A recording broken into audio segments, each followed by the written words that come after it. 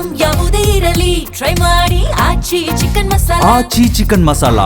ಸರ್ಕಾರಿ ಜಾಗ ಒತ್ತುವರಿದಾರರಿಗೆ ಬಳ್ಳಾರಿ ಜಿಲ್ಲಾಡಳಿತ ಇದೀಗ ಶಾಕ್ ಕೊಟ್ಟಿದೆ. ಸರ್ಕಾರಿ ಜಾಗ ಒತ್ತುವರಿದಾರರ ವಿರುದ್ಧವಾಗಿ ಕಾರ್ಯಾಚರಣೆಯನ್ನ ಮಾಡಲಾಗ್ತಾ ಇದೆ. ಬಳ್ಳಾರಿ ಹೊರವಲಯದ ಆಲ್ದಹಳ್ಳಿ ಬಳಿ ಒತ್ತುವರಿ ತೆರವು ಮಾಡಲಾಗಿದೆ. ಕಾಂಗ್ರೆಸ್ ಮುಖಂಡ ಸೋಮುಗೆ ಸೇರಿದಂತ ಫಾರ್ಮ್ ಹೌಸ್ ಧ್ವಂಸ ಮಾಡಲಾಗಿದೆ.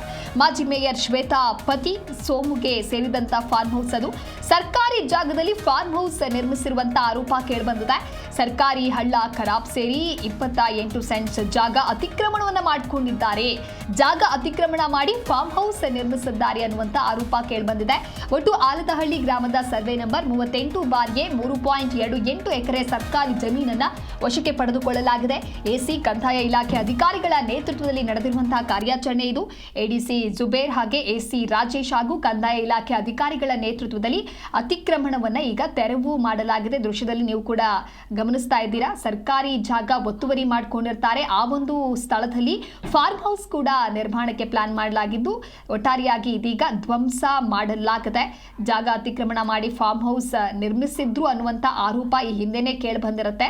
ಹಾಗಾಗಿ ಈ ರೀತಿಯಾದಂತಹ ಒಂದು ಕಾರ್ಯಾಚರಣೆಯನ್ನ ನಡೆಸಿ ಎಸಿ ಕಂದಾಯ ಇಲಾಖೆ ಅಧಿಕಾರಿಗಳ ನೇತೃತ್ವದಲ್ಲಿ ಅತಿಕ್ರಮಣವನ್ನ ತೆರವು ಮಾಡಲಾಗಿದೆ ಅನ್ನುವಂಥ ಮಾಹಿತಿ ಸದ್ಯಕ್ಕೆ ಸಿಗ್ತಾ ಇದೆ.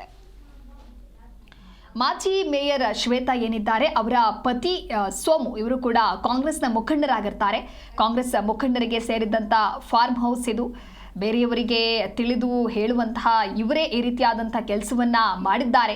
ಒಟ್ಟಾರೆಯಾಗಿ ಸರ್ಕಾರಿ ಜಾಗದಲ್ಲಿ ಫಾರ್ಮ್ ಹೌಸನ್ನು ನಿರ್ಮಾಣ ಮಾಡ್ತಾರೆ ಅಂತ ಹೇಳಿದ್ರೆ ಇದರ ಮೊದಲೇ ಇವರು ಯೋಚನೆಯನ್ನ ಮಾಡಬೇಕಾಗಿರುತ್ತೆ. ಯಾವುದು ಸರಿ, ಸರ್ಕಾರಿ ಜಾಗದಲ್ಲಿ ಈ ರೀತಿಯಾದಂಥ ಕೆಲಸವನ್ನ ಮಾಡಿದ್ರೆ ಮುಂದೆ ಯಾವ ರೀತಿಯ ಕ್ರಮವನ್ನು ತೆಗೆದುಕೊಳ್ತಾರೆ, ಯಾವ ಆಲೋಚನೆಯನ್ನ ಮಾಡದೆ ಈ ರೀತಿಯಾದಂಥ ನಿರ್ಧಾರವನ್ನು ತೆಗೆದು ಫಾರ್ಮ್ ಹೌಸ್ ನಿರ್ಮಾಣವನ್ನು ಕೂಡ ಮಾಡಿದ್ರು. ಆದರೆ ಈಗ ಕಾರ್ಯಾಚರಣೆಯನ್ನ ಮಾಡಿದ ನಂತರದಲ್ಲಿ ಜಿಲ್ಲಾಡಳಿತ ಶಾಕ್ ಕೊಟ್ಟಿದೆ.